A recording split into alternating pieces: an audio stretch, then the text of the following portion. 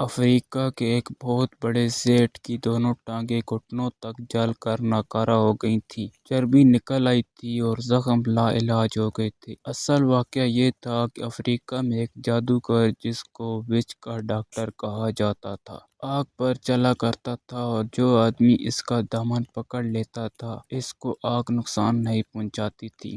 ایسے ہی ایک مظاہرے میں سیٹ موصوف نے بھی اس کا دامن تھام کر آگ میں قدم رکھ دیا۔ چاروں طرف شعلے بلند تھے مگر ان میں ٹھنڈک تھی۔ یہ ٹھنڈک محسوس کرتے ہوئے سیٹ نے سوچا کہ یہ آگ مصنوعی ہے اور ڈاکٹر کا دامن تھامنا نہ تھامنا برابر ہے۔ چنانچہ اس نے ڈاکٹر کا دامن چھوڑ دیا۔ بس اسی لمحے اس کے کپڑوں کو آگ لگ گئی اور ٹانگیں فوراً سوختہ ہو گئیں۔ سیٹ اپنے علاج کے لیے نیروبی اسپتال گیا لیکن کئی ماہ کے علاج کے باوجود کوئی آرام نہ ہوا۔ پھر وہاں سے لندن پہنچا۔ وہاں ڈاکٹروں نے ٹانگیں کاٹنے کا فیصلہ کیا لیکن سیٹ نے ٹانگیں کٹوانے سے انکار کر دیا اور واپس اپنے وطن بمبئی آ گیا۔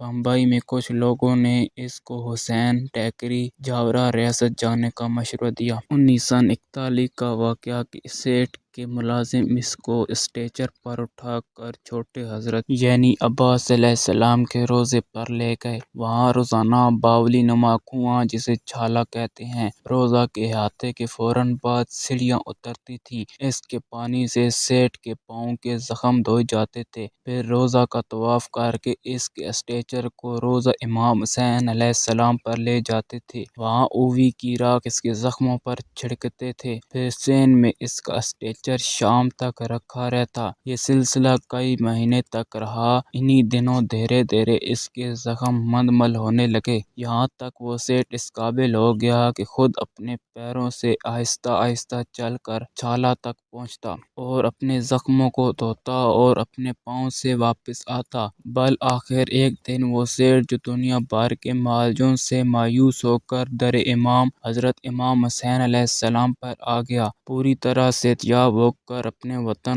خوش روانہ ہو گیا۔ میں امید کرتا ہوں آج کا یہ واقعہ آپ کو پسند آیا ہوگا۔ ویڈیو کو لائک کر دیں، شیئر کر دیں اور چینل کو سبسکرائب کر دیں۔